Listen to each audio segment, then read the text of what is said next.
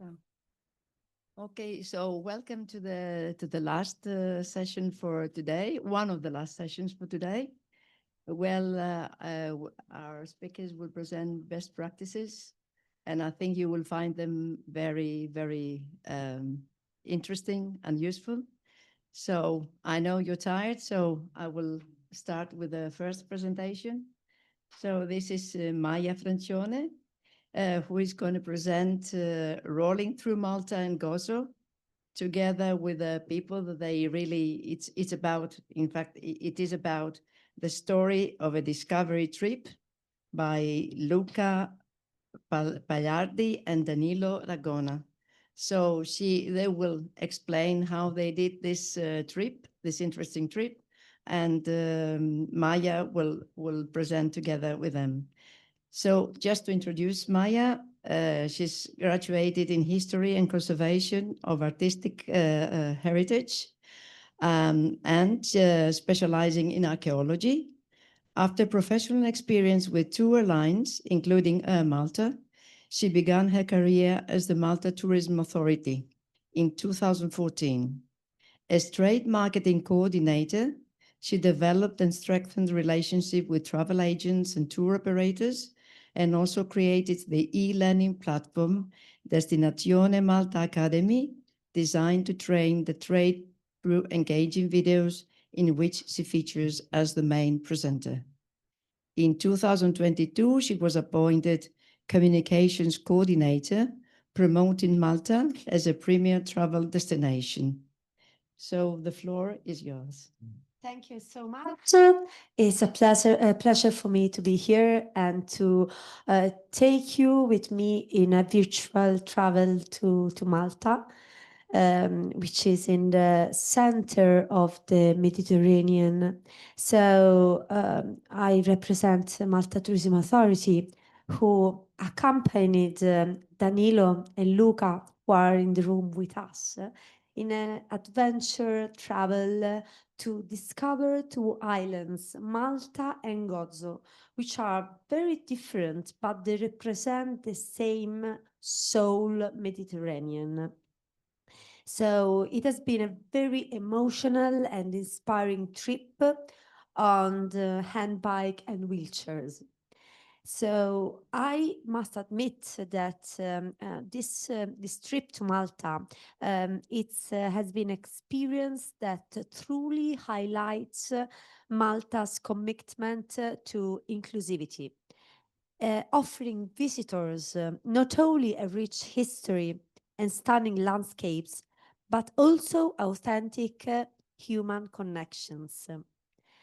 So let's go together to discover Malta and Gozo.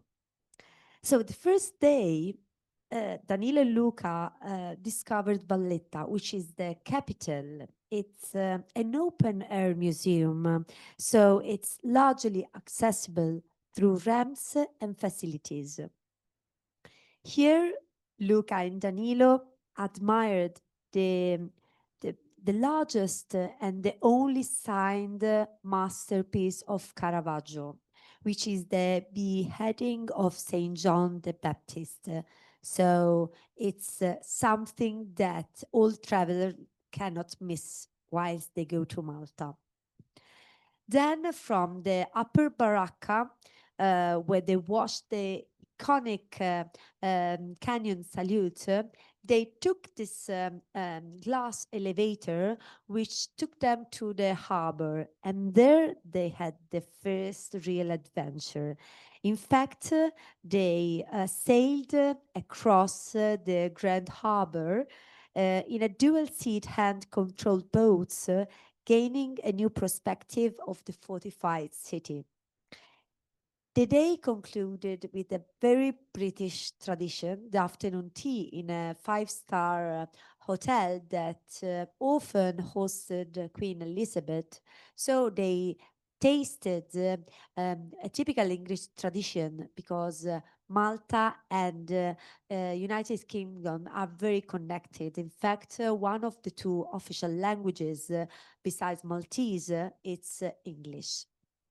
And so that was That was the first day, rich of adventure and culture. The second day combined adventure and history too. In fact, they kayaked through the Blue Grotto in a specially adapted seats, as you can see, and passing under a majestic natural arch carved by the sea and the winds.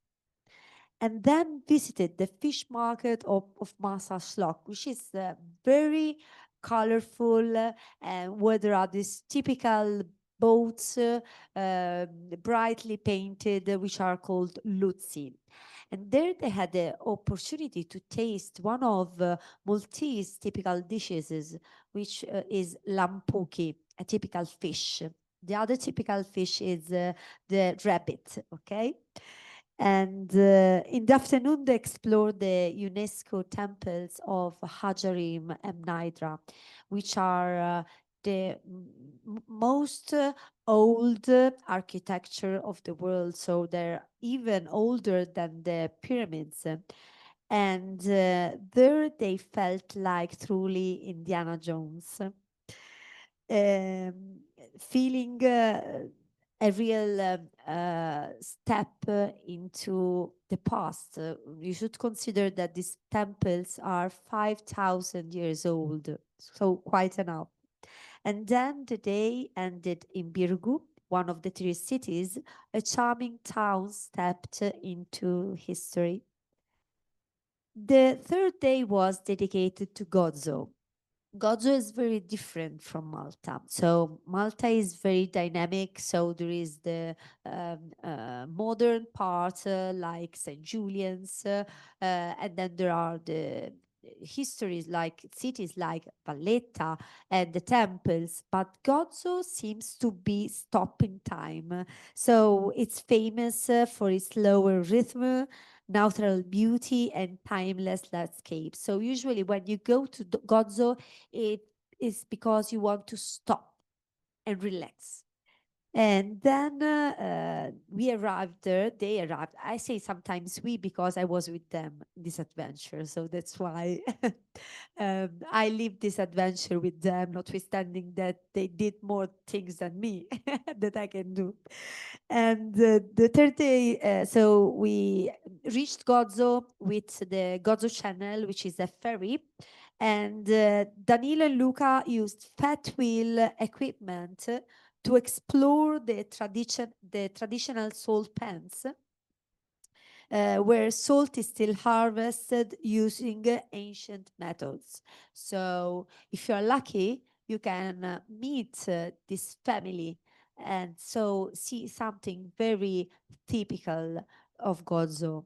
Then they enjoyed a picnic overlooking the sea. This was a very romantic moment, no, between you. But it's interesting that you had the opportunity to taste Gozitan local products, and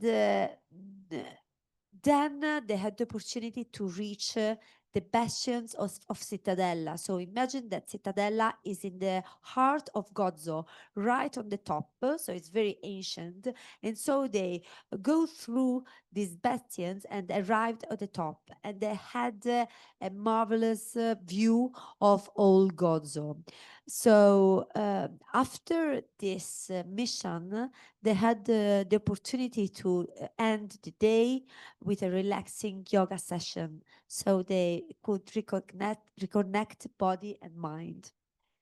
The fourth day was a day in which they celebrated crafts, heritage, and people.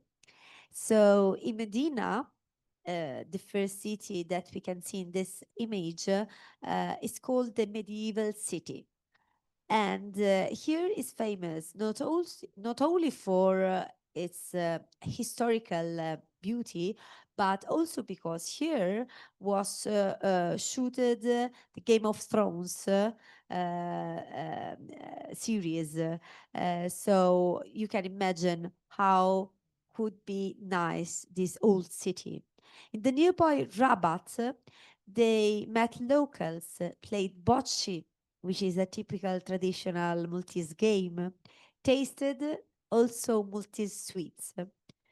At Medina Glass, they discovered also the art of glass blowing in a family-run workshop where artisans keep alive an ancient and authentic tradition. So this day was a really good opportunity to enter in contact with the authentic soul of Malta and the traditions, of course, of local people. And then the day ended at the Dingley Cliffs, watching the sunset over the Mediterranean, an experience both physically accessible and emotionally profound. So it was a very touching moment. The final day focused on gastronomy, landscapes, and community events. They joined a cooking lab where they had the opportunity to learn how to cook a typical Maltese plate using local 0 kilometer products. And then they also admired the beach from the top. The beach is Eintufia, is one of the most beautiful beaches. And then the journey concluded in the perfect way because they joined the Birgu Fest, which it's a very emotional local festa where 20,000 candles are lighting up. And so they experience the real soul of Malta. So we could say that this journey was more than a travel diary. It became a case study in accessible tourism. Sorry. It proved that inclusive travel enhances the lives of people with disabilities while enriching destination through empathy, adaptability, and sustainability.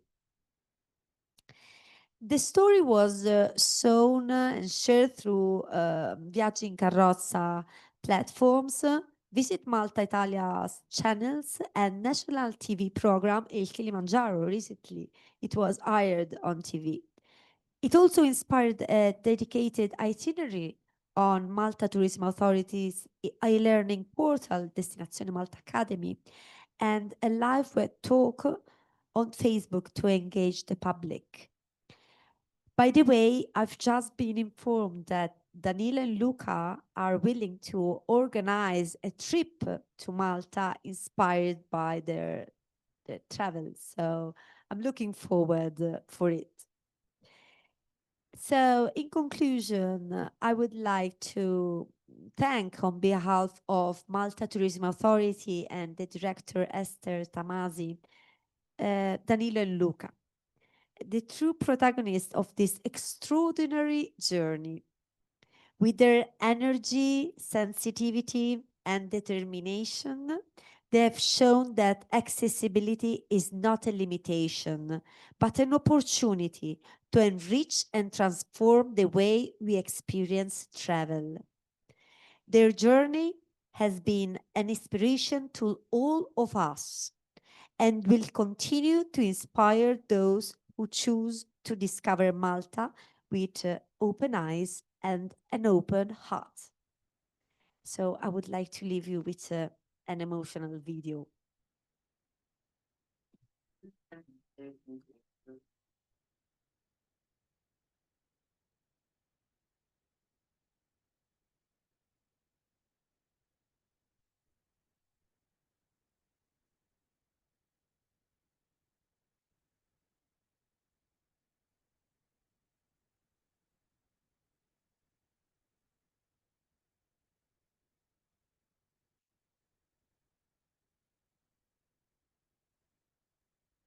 Thank you so much.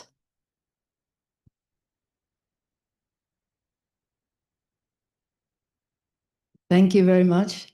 It was really, really interesting, and I will let questions at the end of the session, so I will allow all the speakers to speak.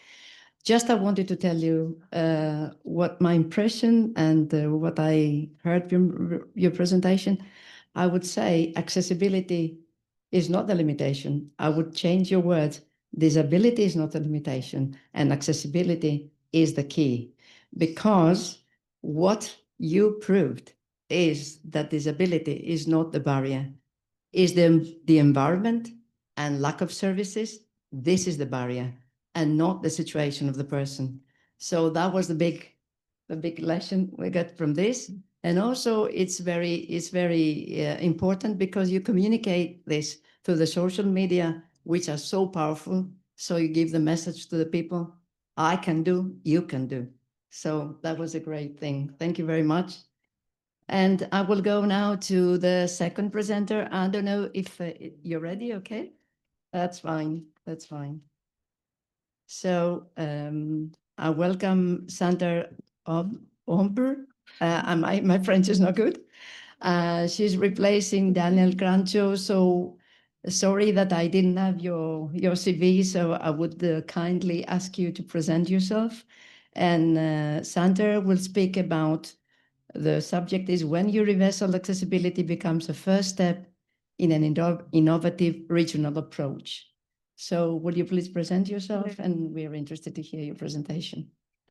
Thank you very much. I'm really glad to be there today. So my name is André Santerre. I'm the head of accessibility department, and I work for an organization who's called Picto Access par AP France Handicap.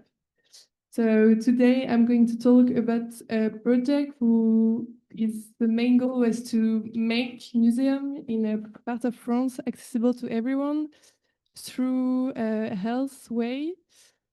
So first I'm going to start with who are the actors of the project. So first we have in the project the biggest social organization for disabled people and disabled rights in France called AP France Handicap.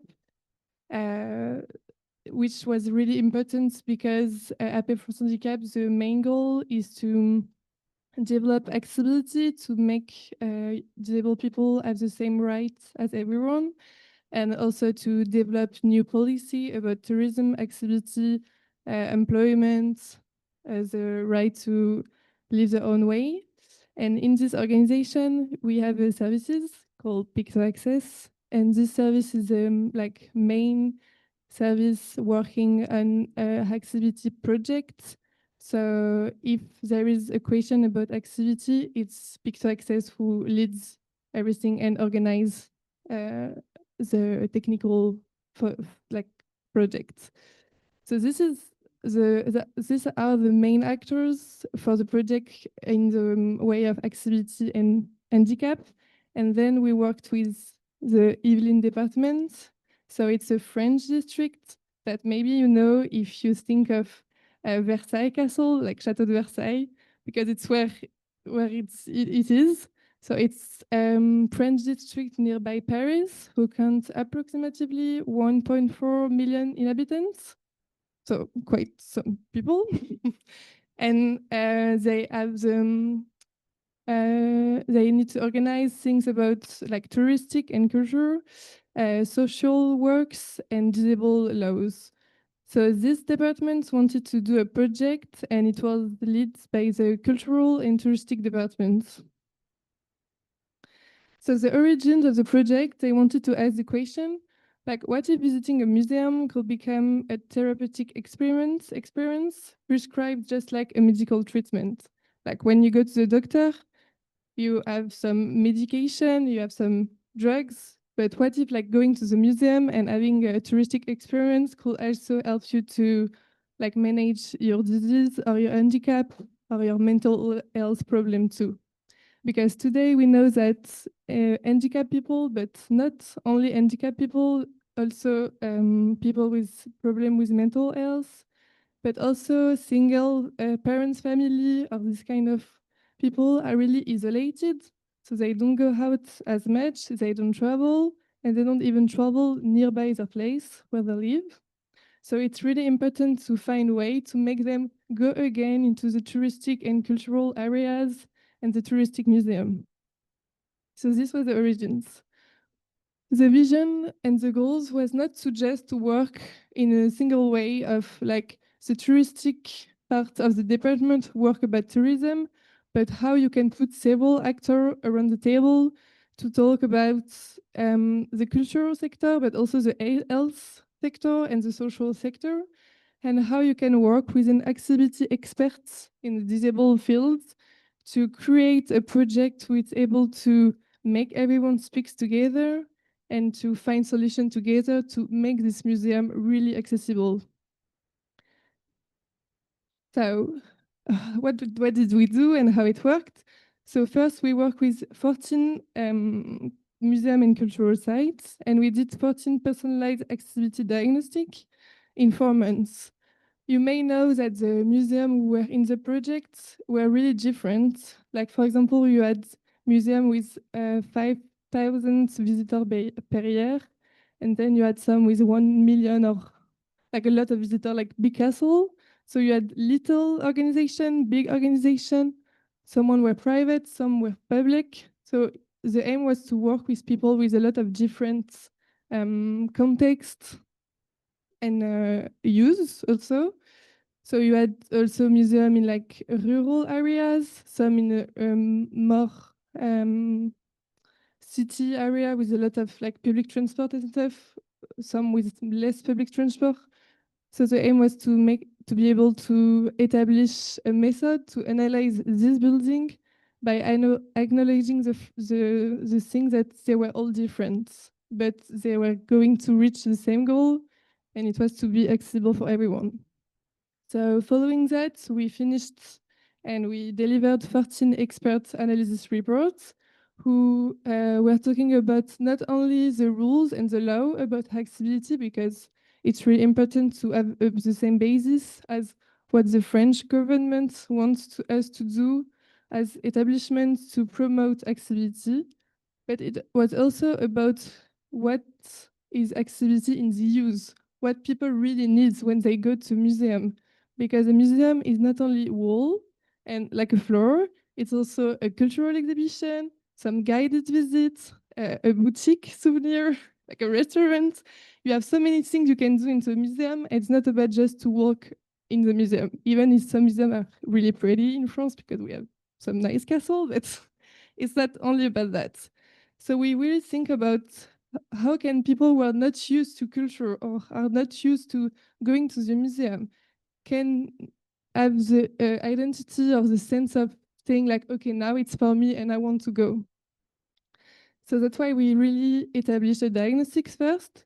Then, because we know that the people who work in this museum are also the main keys to welcome people the best, we organize with AP France Handicap Training Center 5 training sessions focusing on universal design and inclusive visitor approaches and experience to make them rethink the way they used to welcome people and to make culture more accessible, because we have sometimes things in France about like culture is only for a certain type of people. Sorry. And we want to know that people acknowledge the fact that they need to change the vision of what is to give a cultural experience to someone.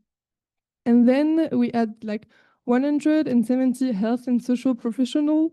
They received a museum prescription booklet. So basically, if you're a doctor or a midwife or a social worker, you add a museum prescription with all the museum of the project, so the 14.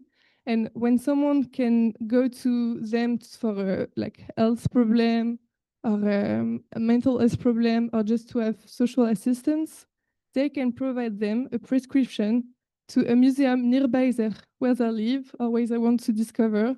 Like, you should go for free to this museum now because they did a special experiment to make you feel included. So for the focus on the result, this is the 2 analysis report we did. So one was more focused on the like law and rules and what French governments want us to do, with a specific vision of the users, and one was more destination to the user because it was the aim to do like a pictogram frieze about all the disability to make them understand if it was accessible to them alone, like I can go and enjoy alone, or if it was more for them to go with someone who can help them to go to the place, or when it was red, but there is none here, like it was not accessible and you should not even try to go because you're going to have a bad visit experience. So this is like a map of some of the museums that you can see of different, like some were really old buildings, some were like quite new building, and we all made the same method to compare and really analyze precisely. So the impacts were quite good.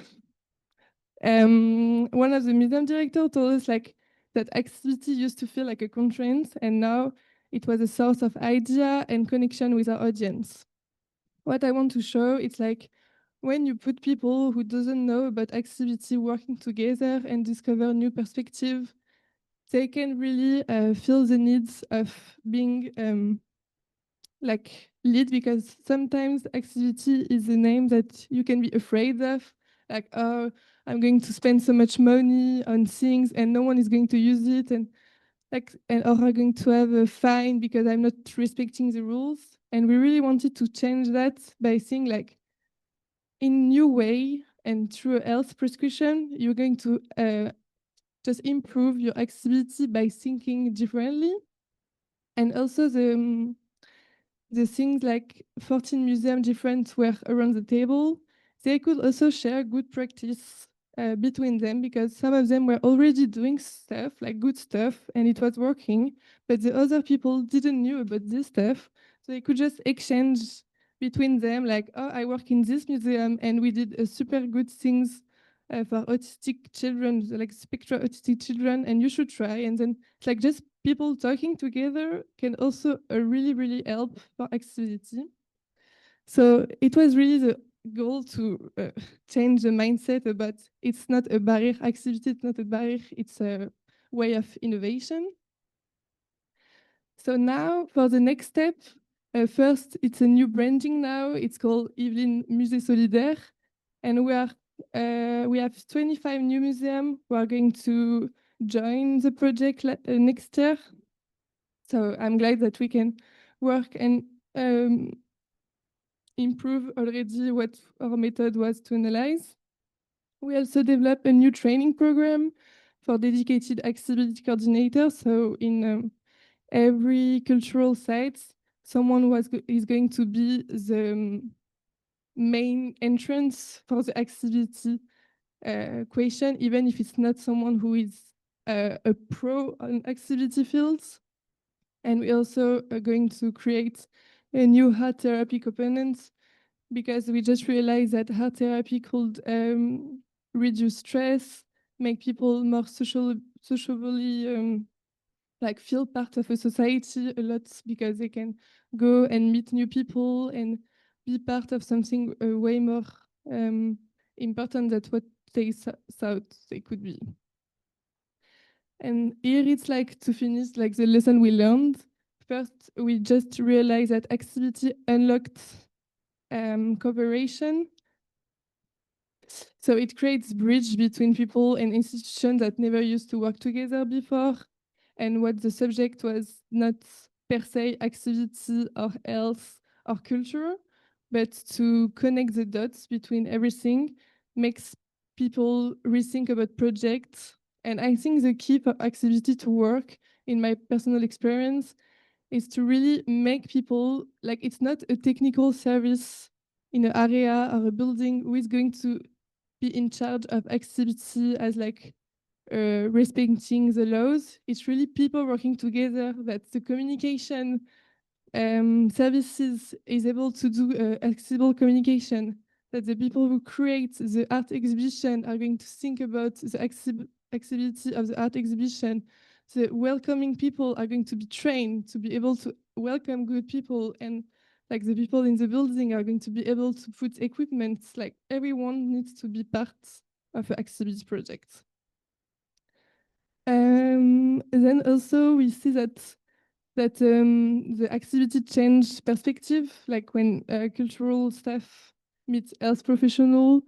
They always think what welcoming means. And also we saw that what I already said, but accessibility is a source of innovation. And this project we did about the museum prescription, like health prescription, really reshape how we care for people and communities. Well, thank you to have listening me. I hope you liked it.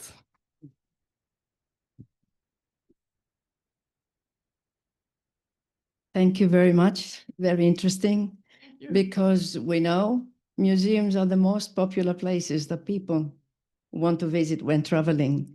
And I listened very carefully to your presentation, and I just want to focus on some things you said. Museums is not only walls, of course. Museums is many, many things, is our history, is a place to learn so many things and have a great experience. And you said also changing the mindset. And I would say that many times when you have the ability to understand that you have to cooperate with experts and to provide accessibility, you find out that accessibility is not so complicated. In fact, it's common sense. But I'm afraid the common sense is not that common. So, and I want to highlight also you said about training. And just to give you a little example, that accessibility is not only walls and floors for wheelchair users, you know, that people were focused. If you visited that excellent museum yesterday, maybe some of you found difficult to read the information in the exhibits because it was on plexiglass with reflections. It was on the metal walls reflecting, and some fonts were very low down and very small. Such a great, great museum. Okay, we'll learn with each other. I think we can pass on this information because our goal is to provide our experience and support and make things better. We all learn from each other. So that was a good opportunity to address all this and say that accessibility is not only for people with disabilities, it's for all of us. Yeah. I believe in that, and that's why I yeah. work for that. Thank you very much. Thank you. Thank you.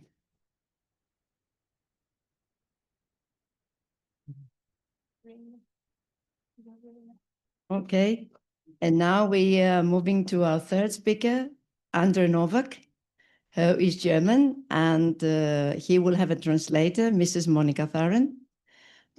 André is going to speak about the National Tourism Strategy in Germany. So just to introduce André, is an island sailor holding a social science degree. He has been a volunteer for many years in various associations and roles within the German disability movement.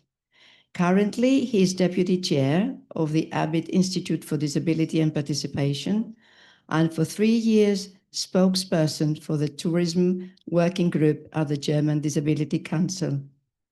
He has worked for 32 years in the German Bundestag as a research assistant and office manager for various members of parliament, and he was the first member of parliament with a visible disability, a wheelchair user paraplegic in the Bundestag. His main areas of focus are tourism policy, disability policy, and sports policy. André, the floor is yours. We're ready to listen to your presentation.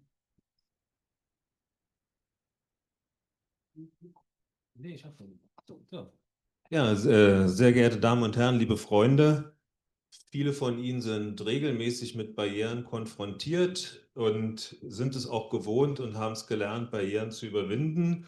Auch wir hatten, wie gesagt, eine Barriere vor uns, weil mein Englisch nicht so gut ist, und auch wir haben einen Weg gefunden, diese Barriere zu überwinden, indem ich eine Assistentin dabei habe, mich Monika Tharann, als Dolmetscherin, und sie wird jetzt meine Rede hier auch mit vortragen.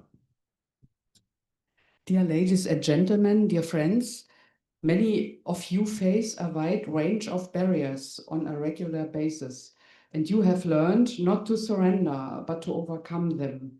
The Tourism Working Group of the German Disability Council also helped to overcome some barriers to be here today. I have some barriers concerning languages, and therefore I brought with me an assistant, it is Monika Tharann, who will help me to communicate with you and will continue with my speech. How accessible is travel in Germany? This is a question we are asked repeatedly at this conference. We believe that a number of advancements and good examples exist in this regard. Many people with disabilities manage quite well when traveling in Germany and certainly view the country as a role model for accessibility. However, we are not satisfied with these achievements, nor with the path of improvements. Many accessible offers are difficult to find due to a lack in reliable and detailed information. And there are additional points that we are unhappy with. They include, in particular, the lack of a national tourism strategy that can guide the German government, the governments of the German federal states, and the municipalities. Germany is a federal state comprising 16 constituent states.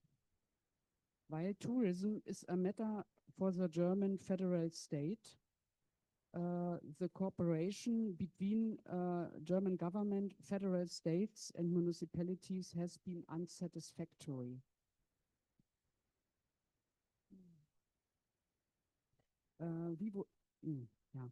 If you look at the current website of the German Federal Ministry for Economic Affairs, you will find out that accessible tourism is not mentioned under the tourism section. We continue to demand that all tourism offers must be as accessible as possible, so that all people, including those with different impairments, can fully participate in tourism, as required by Article 30 of the UN Convention on the Rights of Persons with Disabilities. Germany likes to call itself the world champion of travel. Tourism also holds a significant position as an economic sector in Germany. Despite this, tourism does not receive the political attention it deserves. We do not have a dedicated Ministry of Tourism. The responsibilities fall under the Federal Ministry for Economic Affairs and Energy.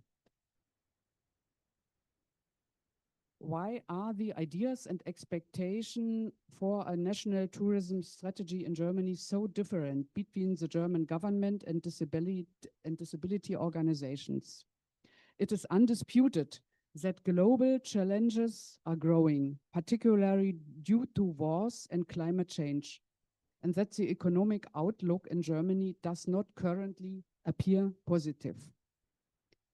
The German government's conclusion is not to place further burdens on the German economy, but to provide relief through tax cuts and reduction of bureaucracy. The Ministry for Economic Affairs is largely responsible for this.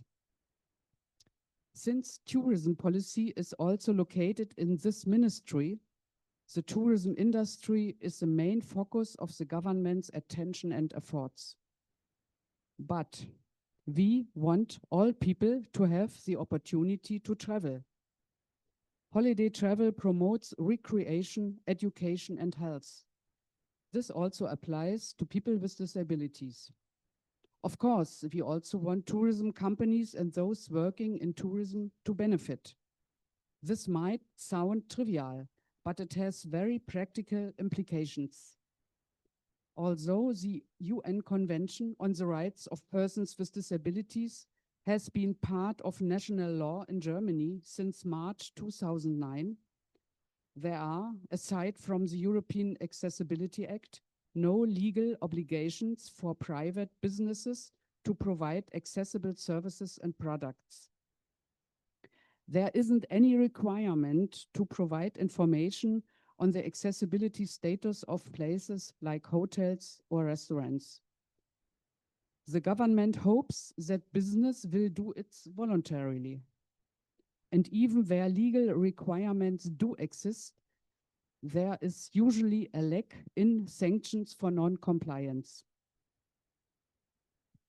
The German government, in office since 6th of May 2025, has agreed in its coalition agreement to develop a new national tourism strategy during its legislative term, that is by 2029. It aims to consider both economic and sustainable aspects and will focus on tourism acceptance, the shaping of living spaces and digitalization. But accessible tourism is not mentioned in the 145-page coalition agreement of our new government. The only reference is the transport chapter, where the creation of more accessible train stations is mentioned. We demand a concept for the development of accessible tourism in Germany. This concept can and must be incorporated into the new national tourism strategy. On this matter, the German Disability Council adopted a position paper with 13 points in April 2023. This paper cannot be presented here due to time constraints, but it can be read on the website of the German Disability Council. This council is an association of all relevant disabled people's organizations or NGOs in Germany. Incidentally, this is not the first attempt by a German government to develop a national tourism strategy. In March 2009, the German government's former commissioner for tourism first presented the government tourism policy guidelines. Accessible tourism was a topic in 5 of the 9 guidelines. The topic ran like a red thread through the entire document. Unfortunately, the paper disappeared without any measures being taken to implement it. In April 2019, the German government at that time initiated the development of a national tourism strategy. The work came to a stop due to the COVID-19 pandemic and ended without a completed strategy with the federal elections in 2021. Accessibility was not the only objective here, but it was instead embedded in the improvement of transport infrastructure. The German government had not intended to include disability organizations on an equal footing.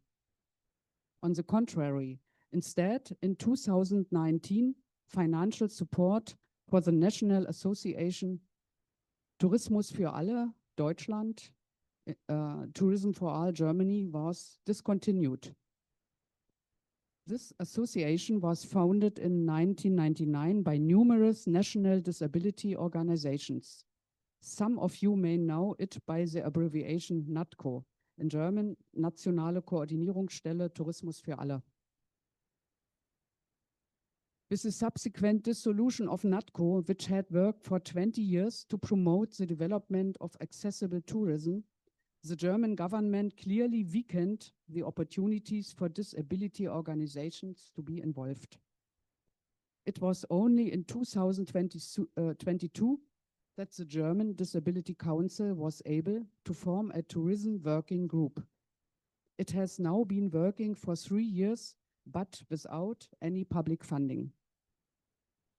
Following the federal elections at the end of 2021, the next change of government occurred. In July 2022, the existing papers on a tourism strategy were replaced by a document titled Key Points of the German Government for the National Tourism Strategy. Furthermore, a so-called National Platform for the Future of Tourism was established, which included numerous stakeholders from the tourism industry. This body was intended to further develop and implement the tourism strategy. Once again, disability associations were not included on an equal basis. The paper only mentions that sustainable tourism includes the participation of people with disabilities. The German government summarized the results of this platform in a report at the end of 2024, just before the federal elections in February 25. From our point of view, the results can be summarized in one sentence: a lot of effort for very little result. Therefore, looking back to the past 25 years, we can summarize the German government's activities in only 4 points. The first point: there were many fine words about the importance of accessible tourism and about the right of people with disabilities to participate in tourism, just like people without disabilities.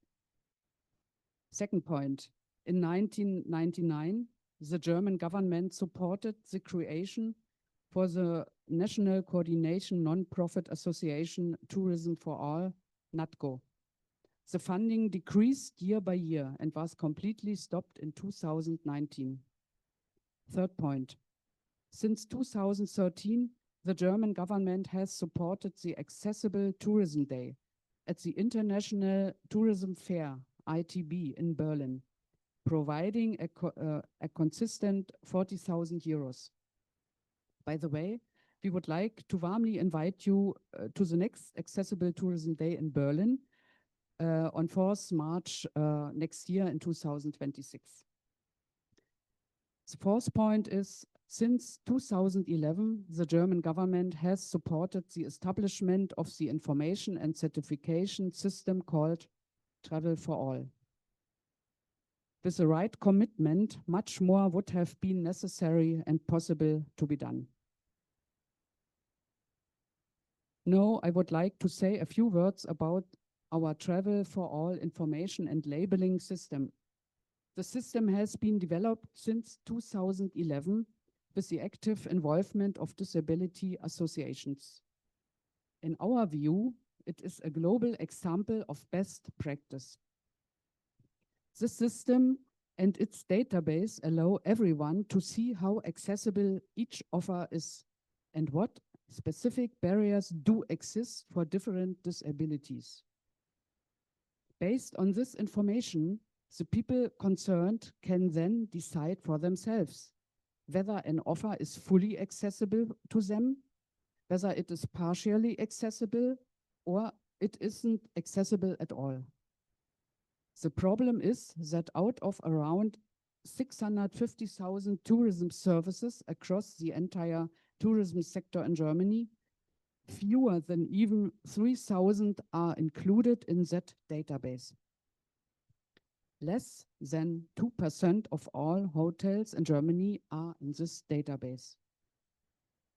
Therefore, this information system, which is so crucial for people with disabilities planning a trip, is hardly usable. Despite this, the German government is not willing to take suitable action to ensure that information on the accessibility of all tourism services becomes available as soon as possible. For the past 7 years, we have repeatedly presented proposals on how to successfully develop this system and on how to ensure its sustainability for the future. One of our key demands is that the accessibility of all tourism services must be compulsorily recorded in the Travel for All system. Here, the legislature must finally take action. Instead of taking consistent action, especially given the UN Convention on the Rights of Persons with Disabilities, the German government's support is very half-hearted, with the goal of ending all federal funding. If things continue this way, there is a risk that the information system will completely fail in the near future.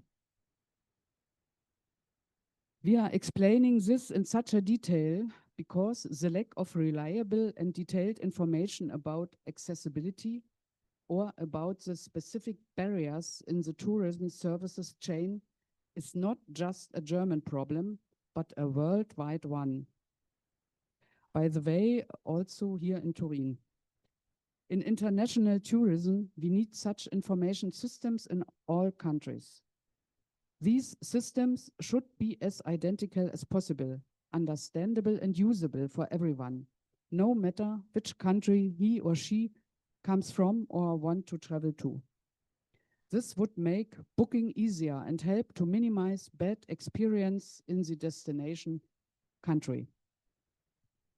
Therefore, we hope that the World Tourism Organization, ENAT, and other international tourism organizations, including this Destination for All conference, will examine this topic more closely and work to ensure that a comparable system is implemented across Europe and, if possible, worldwide.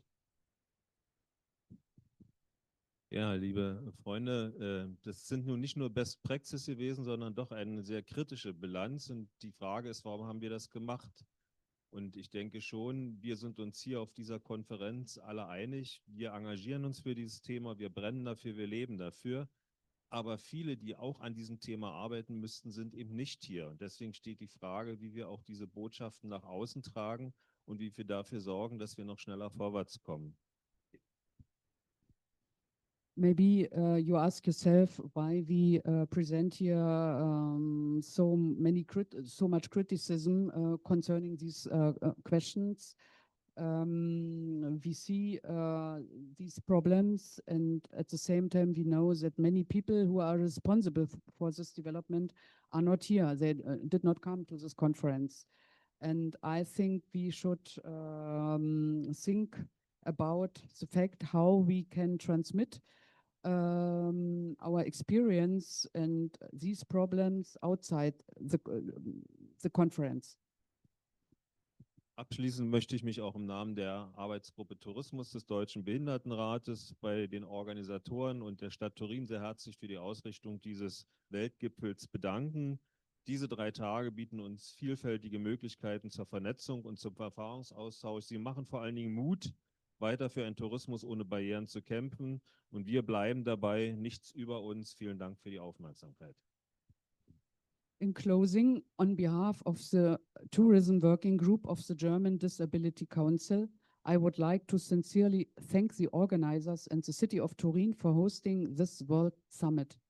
These 3 days give us many great opportunities to network and to share our experience.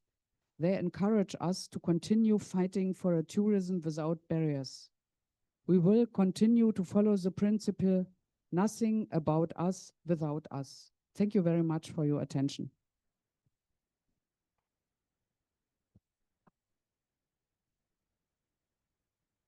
Thank you very much for setting out the problems. I think sometimes it's common problems in other countries. We fight and we try to convince the authorities to achieve better results. I wish you good luck in everything you do. And just to highlight that your last point, and I'm coming from ENAT, I'm a board member of ENAT, as you mentioned it. This is our motto all the time. The most important thing is accessible information for accessibility. That's the most important thing. And in terms of tourism, this is what is the stepping stone for accessibility and for accessible tourism. So tourists and visitors can always make informed choices and enjoy their trips. Thank you very much. And I would like to invite now the next speakers. If you can please leave the space for them. Thank you so much. Thank you.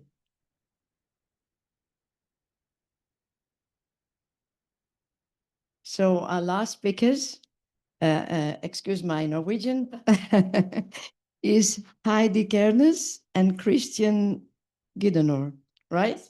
Oh, thank you. So they will present the Adapt to Explore, a collaborative model for accessible tourism, which is developed in Norway. Just to introduce Heidi and Christian. Heidi is a project manager at the Sunnaas Foundation a Norwegian NGO promoting inclusion, rehabilitation, and quality of life after injury or illness. With a background as a physiotherapist and over 20 years of experience at Sunnaas Hospital, she has held leadership roles in clinical services, project development, and organizational change. Heidi has specialized in project management and mentoring and currently leads Adapt to Explore. And she works to build bridges between health, communities, and the travel industry. Gyldenøhr is a mentor at the Sunnaas Foundation as a para-athlete on the Norwegian national para-cycling team, competing in the MH3 hand cycling category since 2022. Living with a spinal cord injury, he combines first-hand experience with professional expertise as a peer mentor, motivational speaker, and accessibility advocate. Christian has worked as a test pilot and guide in Adapt to Explore, helping to evaluate real travel experiences and demonstrate practical solutions for inclusive tourism. With a background in coaching, ergonomics, and leadership, he is passionate about showing how small changes can create confidence, participation, and belonging for travelers with access needs. The floor is yours. We're very interested to listen to you. Thank you so much, Katerina. Good evening, everyone.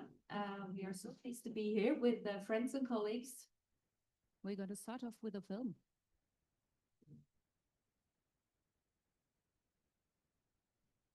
Norway is a land of majestic mountains, stunning coastlines, and breathtaking fjords. This is part of the Norwegian soul. But for Norway to be accessible to everyone, regardless of ability, we must act now. By coming together to find solutions for inclusive tourism, we don't just open doors, we transform lives and create new opportunities for all. That's what Adapt to Explore is about, ensuring no one is left behind in discovering Norway's wonders. In northern Norway, we've been pushing boundaries. In Lofoten, we dive into icy waters and surfed, all while working with local travel businesses. With small adaptations and creativity, we've shown that everyone can experience the magic of the North. In Kautokeino and Alta, we made Arctic adventures like snowmobiling, reindeer herding, and ice fishing, accessible through close collaboration with local businesses. These once unreachable experiences are now within reach for everyone.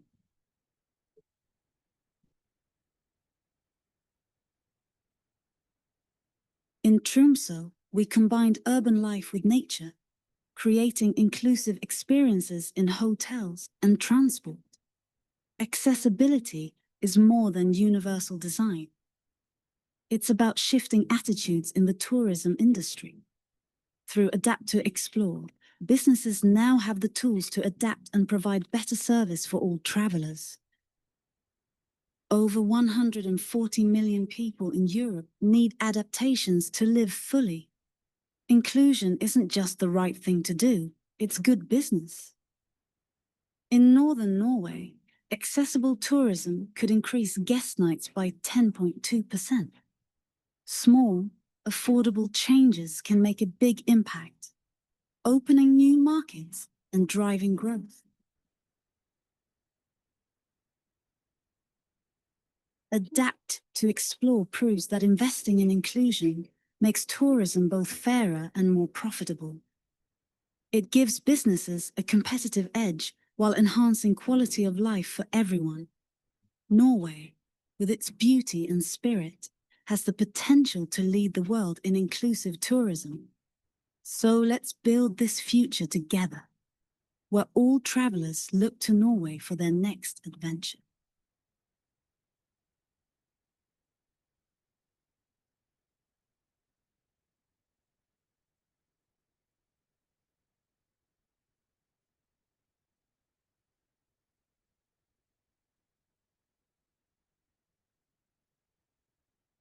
Thank you.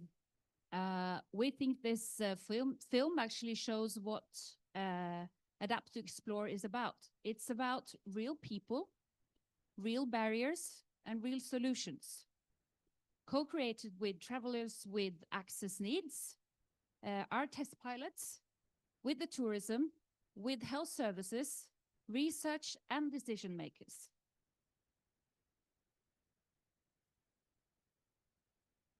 So, Sunnaas Foundation is an NGO, and our vision is a society where everyone, regardless of disability, can live active, independent, and meaningful lives. And Adapt to Explore is one way to put this vision into practice. We build on peer-based models, empowering individuals, active rehabilitation, promoting inclusion, and strengthening communities through knowledge sharing and collaboration.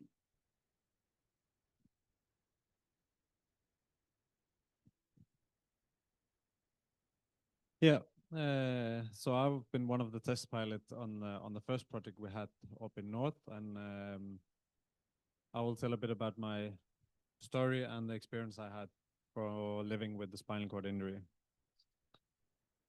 Imagine arriving at a hotel with a 6-year-old boy and ready to start your holiday. You're both excited, the suitcase are packed, big smile on the face. But the receptionist say no. Not because of who you are, not because of your kid, but simply because of the wheelchair you're arriving in. That moment and that feeling for me and my son to get turned away in the door is not just about inconvenience, it's about dignity, and it's about equality, and about the right to live a fully life. 6 years ago, my life changed in an instant. I had a cycling accident and it left me paralyzed from waist and down. I was on top of my life. 10 weeks before my accident, I just got my son. Before that, I've lived a life as a professional footballer, pushing limits, chasing victories, and living for the love of the game.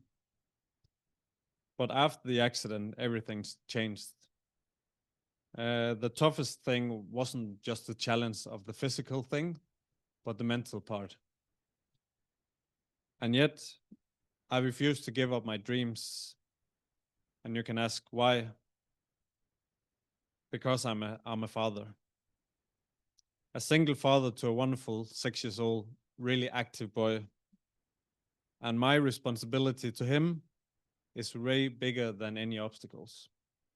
I want him to grow up with memories of adventures, traveling, and exploring the world together, just like I grew up myself, just like any other families. Yes, there are limitations when you're in a wheelchair, but there are always alternatives. Too often, the travel and the hospitality industry gets it wrong. And the reason is not a lack of resources or bad intentions. It's fear. Fear of making mistakes. Fear of doing wrong things. And so instead of opening the door, they close it. And instead of creating solutions, they create barriers. The fear of failing becomes greater than the chance of changing something. And by doing so, they deny family like my own to live with the basic rights, to live fully, and to share experiences. But there are good news. There are solutions. There are always alternatives. And through the Sunnaas Foundation, we work to spread knowledge, to build understanding, and to show what's possible. Through our program, and especially through our camps, we demonstrate that inclusion is not just necessary, it's also very powerful. We see children and family finding joy again. We see barriers being broken and life being changed. My dream is simple: to travel with my son, to explore the world, and to create memories which will last a lifetime. Fear of failing should never overweight the chance of making a difference. And I believe that together, with the right mindset, the right knowledge, and the courage to act, we can build a world where every family, no matter the challenges, can live fully, travel fully, and belong everywhere.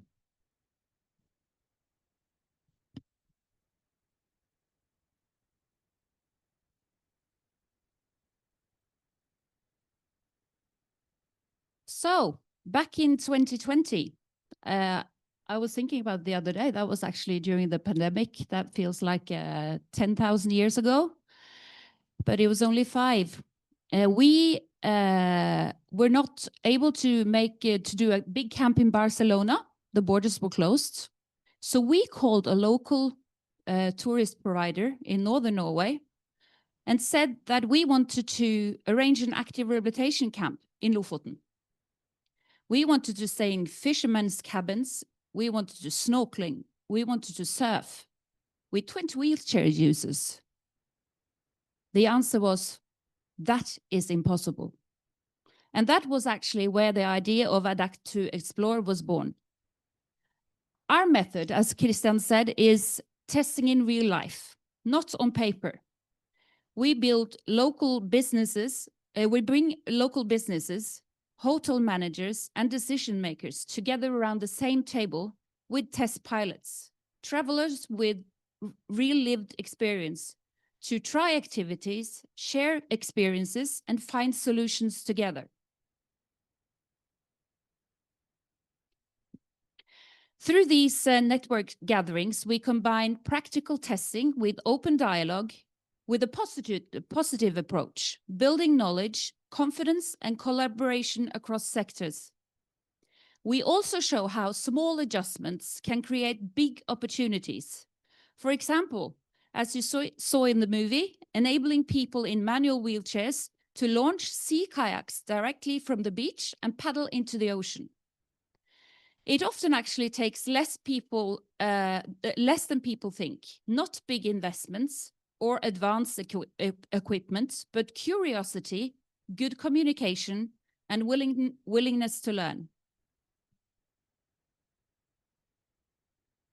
Yeah, often when I travel, I actually don't tell the hospitality in advance that I'm in a wheelchair, because often they will say it's not possible or nothing is available. And that's the first reaction that you get. This is gonna be too difficult, like they said with the camp here. But we tested in Lofoten, and we were like Heidi said, surfing, snorkeling, staying in fishermen cabins, and it turned out to be possible. And what makes the difference is the method that we're talking, testing, failing together, and being open to solutions.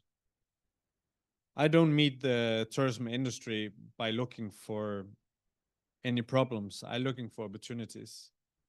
And by doing that, what seems to be impossible at the beginning turn out to be possible with just small adjustments. And the results are magnificent and significant. We asked Med and Economics to do a report after being 3 years in the north, and they estimated that improved accessibility in northern Norway alone could create 285,000 additional guest nights and around 20 million euros in annual revenue. National estimates shows that potential could be as high as 630,000 guest nights and about 80 million euros in added value. And many businesses that we have visited in the north actually have already made improvements, from ramps and better entrances to clear access information online and more service flexibility.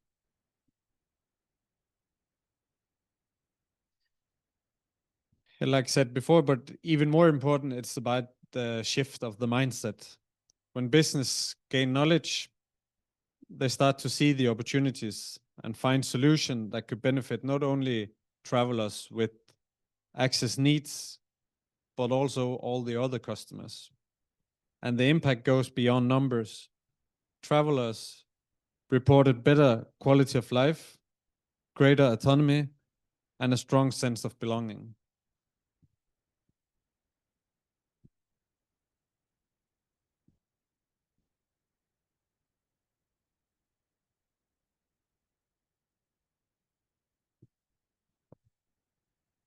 I think I lost. So last year we went to Greece. We met Katerina, and we had a big international rehabilitation camp with the 9 collaborating countries. And we decided why not having an accessible conference there as well. So we gained a partnership with the European Network for Accessible Tourism and the Network of International Rehabilitation. And we met a lot of local providers that actually through the camp, we had, I think, 30 wheelchair users.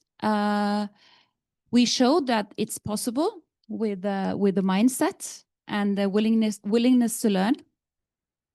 And the project Adapt to Explore is also highlighted in all of Norway Export, which is the government's recommendation of access of tourism in Norway. And we are hoping to develop standards for new standards for accessible tourism, combining these networks and hubs, the test pilots, digital tools, and mentoring. We believe that experience knowledge is needed. And we are ready for scaling in Europe. We get a lot of people contacting us, asking for advice, and we don't know everything. We have no competence of like impaired vision or hearing, but we think that if we adapt better for some people, it will be better for everyone.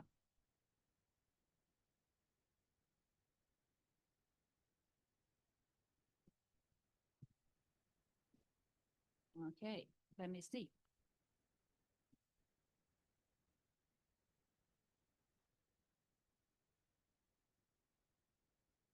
So when people talk about sustainability, they often think about environment.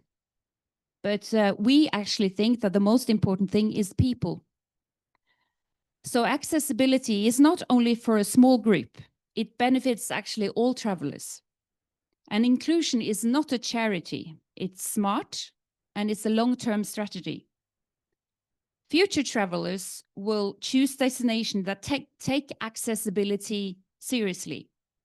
That makes accessible tourism both an ethical responsibility and a competitive advantage. And for me, it's about sharing experience-based knowledge.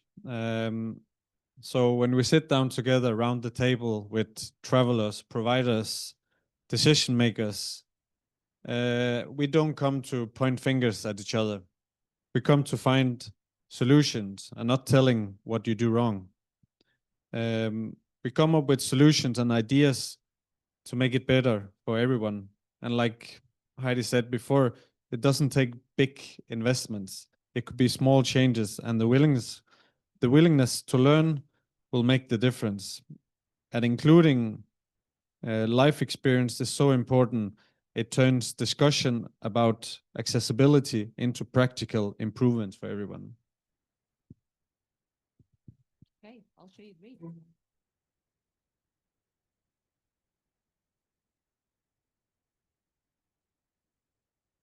You don't you learn move on. You need that stepping stone. Don't stood around. You up, you in it up. Can't stood your ground. You wear that body now. Your friends all around. That you stop. Friends, y'all won't follow. Friends, y'all I make it come. 'Cause really, in the end, it's all about your friends. It's all about the good times that you always reminisce. Good times in the bad, I've been on your side. You know you'll get through it if your friends they have your back. It's all about your friends. It's all about your friends. Ups and downs, times you make you proud. And you know you're looking for that. You always get on. It's all about you. This is the kind of collaboration that drives real change. We need to work together across the board. So a big, big thank you to all of you for all the hard work, for your courage, and for your collaboration. We are proud to walk with you today. Let's do this climb.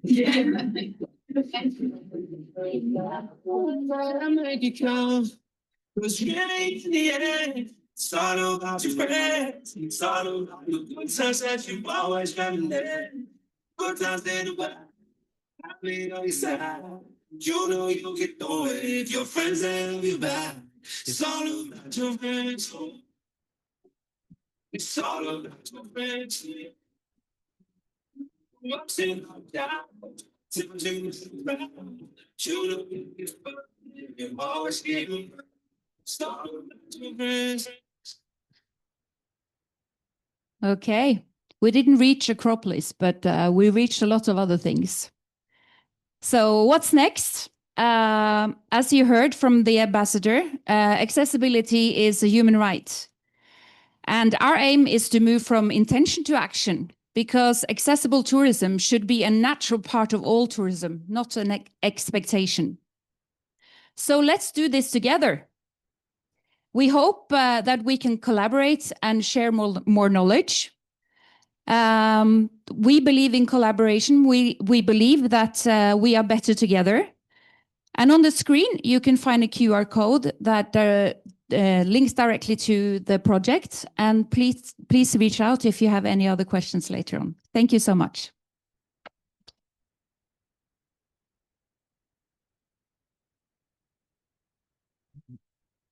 Thank you so much for sharing this amazing, amazing experience. And I believe that really you're a model to follow, really, because I had the experience with you in Athens. I met so wonderful, so nice people enjoying life, apart the difficulties they faced sometime after their life changed. So I think you do great work. And you focused on everything. I couldn't agree more with everything you said. It's about sharing experiences, it's about working together, it's about quality, it's about sustainability. So we believe we can really join our efforts and make your dream come true, because we never know. Today, tomorrow, after some days, anybody can be in the same situation. We work for us, we work for our children, for another society. Thank you so very much. Thank you.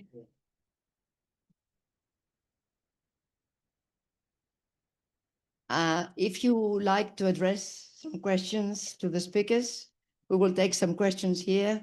So just because I didn't introduce myself, to tell you I was very happy to moderate this session with so lovely, wonderful speakers and have you here. My name is Katerina Papamichail. I'm an architect from Greece. I'm a board member of ENAT, and I was very, very pleased to be here with you and share all these experiences. So thank you. So if you have any questions, happy to take the questions to the speakers. Of course.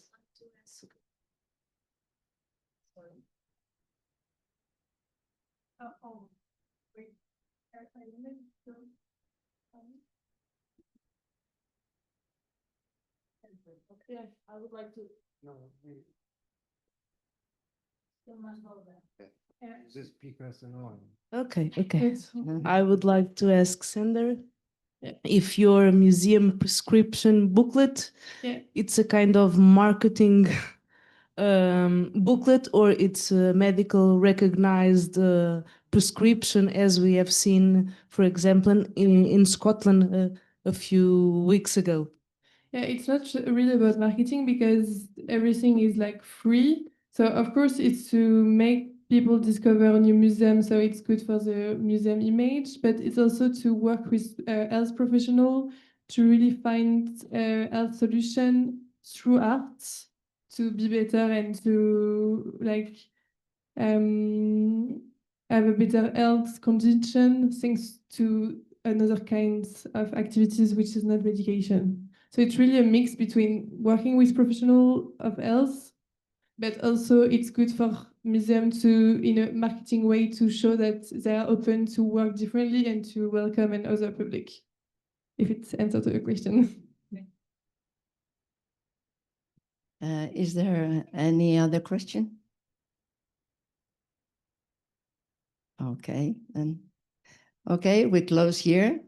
Just to finish to say, I haven't been to Malta and I would like to go, but just to say Norway is just an amazing place. I advise anybody who hasn't been to visit Norway. It's amazing. And amazing people as well. Thank you very much. Thank you all.